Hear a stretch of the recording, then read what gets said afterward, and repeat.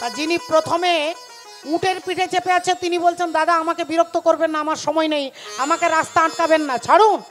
তিনি বেরিয়ে চলে যাচ্ছে। তার পেছনে যিনি আছে তাকে বলছে, আপনি একটু দাঁড়ান। বলেন, আমার একবারে সময় নেই, আমাকে বিরক্ত করবেন না। তিনিও বেরিয়ে চলে যাচ্ছে। তার পেছনে যিনি আছে তাকে বলছে, আপনি দয়া করে একটু দাঁড়ান। তিনি বললেন, দাদা কিছু মনে করবেন না, আমি আপনাকে সময় দিতে পারছি না। তিনি বেরিয়ে চলে যাচ্ছে। সবাই এক এক করে বেরিয়ে চলে যাচ্ছে। কেউ আর ব্রহ্মার প্রশ্নের উত্তর দিচ্ছে না, কেউ আর ব্রহ্মার কাছে দাঁড়াচ্ছেন না। সব যখন বেরিয়ে চলে যাচ্ছে, সবার পেছনে যিনি আছে তিনি এসে কাছে দাঁড়িয়েছে। বলুন আপনি কি বলবেন, তাড়াতাড়ি বলুন, আমাদের হাতে সময় নেই, তাড়াতাড়ি বলুন কি বলবেন। ব্রহ্মা বললেন, আমার দুটো প্রশ্ন, আপনারা কে আর আপনারা কোথায় যাচ্ছেন? আপনারা কে আর আপনারা কোথায় যাচ্ছেন? সঙ্গে সঙ্গে ওই উটের পিঠে যিনি চেপে আছেন তিনি বললেন, আমরা কে? আরে বাবা, আমরা হলাম সবাই ব্রহ্মা। তখন এই ব্রহ্মা মনে মনে চিন্তা করছে, এতগুলো ব্রহ্মা, আমি তো জানি আমি ব্রহ্মা, তাহলে এতগুলো ব্রহ্মা আবার কোথা থেকে আসবে, কি করে হবে? এতগুলো ব্রহ্মা তো হওয়ার কথা নয়। তখন তিনি বলছেন, কেন হবে না? একটা রাজ্যে যদি একজন মুখ্যমন্ত্রী থাকে, একটা কেন্দ্রে যদি একজন প্রধানমন্ত্রী থাকে, তাহলে একটা ব্রহ্মাণ্ডে একজন ব্রহ্মা থাকবে, এটাই সিস্টেম, এটাই নিয়ম। একটা ব্রহ্মাণ্ড একজন ব্রহ্মা, আরেকটা ব্রহ্মাণ্ড আরেকজন ব্রহ্মা, এরকম অনন্ত কোটি ব্রহ্মাণ্ড আছে, তো অনন্ত কোটি ব্রহ্মাও আছেন, তাই আমরা সবাই ব্রহ্মা। বললেন, তাহলে আপনারা এখন যাচ্ছেন কোথায়? বলে, আর বলবেন না দাদা, আমরা ভগবানকে টাইট দেওয়ার জন্য আমরা ছুটি চাইতে গিয়েছিলাম। তা ভগবান এমন ছুটি দিয়েছে যে আজ পর্যন্ত আর কারখানায় যাবার সুযোগ খুঁজে পাচ্ছি না। এই যেই বলেছে এই ব্রহ্মা তাড়াতাড়ি বলে উঠলো, তাহলে এখন আপনারা তাড়াহুড়ো করে এত এত ব্রহ্মা যাচ্ছেন কোথায়? বলে, হরির কাছে যাচ্ছি। কেন? বলে, কিছুক্ষণ আগে একটা খবর পেয়েছি যে এখানকার ব্রহ্মা ছুটি নিয়েছে, তাই একটাই চেয়ার খালি আছে, আমরা সমস্ত ব্রহ্মা ইন্টারভিউ দিতে যাচ্ছি, যদি হারানো চাকরিটা আবার ফিরে পেতে পারি। হরি বল। এই যেই বলেছে অমনি ব্রহ্মাজি চোখ বন্ধ করে মাথায় হাত দিয়ে বলছে, হায় হায় সর্বনাশ, তাহলে এবার আমার চাকরিটা গেল। মাথায় হাত দিয়ে চোখ বন্ধ করে চিন্তা করছে। কিছুক্ষণ পরে যেই চোখ খুলে তাকিয়ে দেখছে, অমনি দেখছে পরমাত্মা হরি দাঁড়িয়ে আছেন। ভগবান হরি দাঁড়িয়ে আছেন। একটু মুচকি হেসে বলে উঠলেন, ব্রহ্মা, তোমার কারখানায় যেমন 56 কোটি জীব সৃষ্টি হয়, আমার কারখানায় তোমার মতো ব্রহ্মা সৃষ্টি হয়। আমি ব্রহ্মাকে সৃষ্টি করি, তাই তুমি যেমন বড় ইঞ্জিনিয়ার, তোমার থেকেও আরো বড় ইঞ্জিনিয়ার হলেন পরমাত্মা ভগবান হরি। ও গো কারিগরের বলিহারি, ও যে কারিগরের বলিহারি, বলো সেই মিস্ত্রির কোথায় ঘর? ধন্য কারিগর, কে বানালো এমন ঘর? ধন্য কারিগর। হরি বল।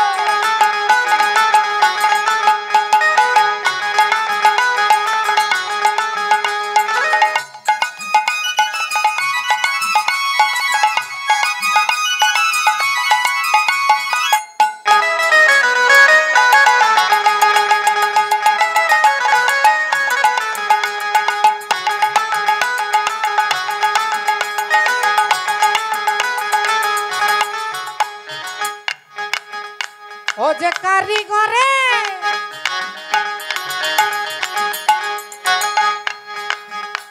ও যে কারিগরের বলিহারি, ও গো কারিগরের বলিহারি, সেই মিস্ত্রির কোথায় ঘর? কে বানালো এমন ঘরে? ধন্য কারিগর। কে বানালো এমন ঘরে? ধন্য কারিগর।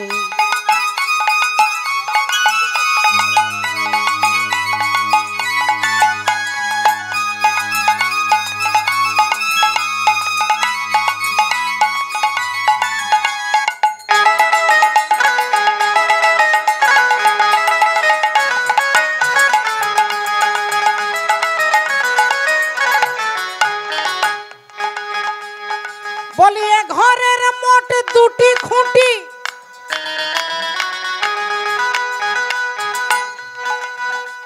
আহা বেশ পরিপাটি, আর বাঁধন ছাদন দড়ি দড়া 3.5 3 কোটি। বাঁধন সাধন দড়ি দড়া 3.5 কোটি। বাঁধন সাধন দড়ি দড়া 3.5 কোটি। ভক্তিমতী মায়েরা দেখুন এখানে এই যে শেডটা করা আছে এতে কতগুলো খুঁটি লেগেছে দেখুন, কতগুলো খুঁটি আছে এই হরিবাসনের মধ্যে একটু তাকিয়ে দেখুন, গুনে দেখুন। ভগবান যে বাড়িটা তৈরি করেছে এটা 14 তলা বাড়ি মাগো। আপনারও আছে 14 তলা বাড়ি আর আমারও আছে 14 তলা বাড়ি। আমার দিকে না দেখলে বুঝতে পারবেন না। এই ভূলোক, ভুবলোক, জনলোক, সরলোক, তপলোক, মহলোক, সত্যলোক আর অতল, বিতল, সুতল, তলাতল, রসাতল, মহতল, পাতাল, এই 14 তলা বাড়িটা তৈরি করেছে এমন ইঞ্জিনিয়ার ভগবান মাত্র 2টো পিলারের ওপরে দাঁড়িয়ে আছে। মাত্র 2টো খুঁটি, একটা ডান পা একটা বাঁ পা, এই 2টো খুঁটির ওপরে এত বড় বাড়িটা দাঁড় করিয়েছেন ভগবান। তাহলে চিন্তা করে দেখুন মা, তিনি কত বড় ইঞ্জিনিয়ার। রাধে। এ ঘরের মোট 2টি খুঁটি,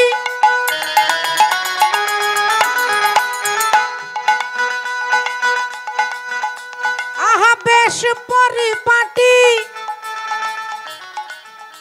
ওগো বাঁধন ছাদন দড়ি দড়া 3.5 কোটি। বাঁধন সাধন দড়ি দড়া 3.5 কোটি।